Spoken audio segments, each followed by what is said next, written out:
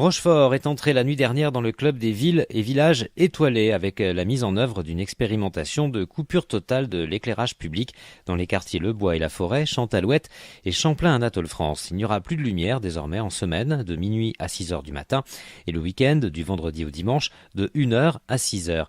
C'est la ville qui a lancé un appel aux volontaires parmi les conseils de quartier.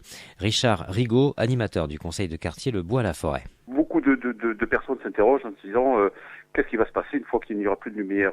Donc nous avons pris des contacts avec de nombreuses villes de même importance. Il y a eu Saumur, il y a eu Château d'Or, et puis il s'avère qu'effectivement à partir de minuit jusqu'à 6 heures du matin, donc il y a peu de gens qui circulent dans les rues, et il n'y a pas, alors souvent c'est la délinquance qui gêne la population, et il n'y a pas de montée de délinquance lorsqu'il n'y a pas de lumière.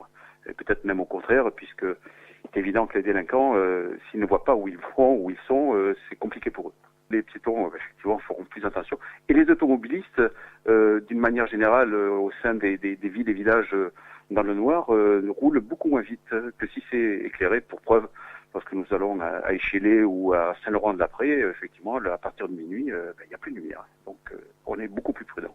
L'expérience pourrait s'étendre à une grande partie de la cité de Colbert, d'autant qu'elle semble favorable pour lutter contre la perturbation du sommeil des hommes, mais aussi de la faune.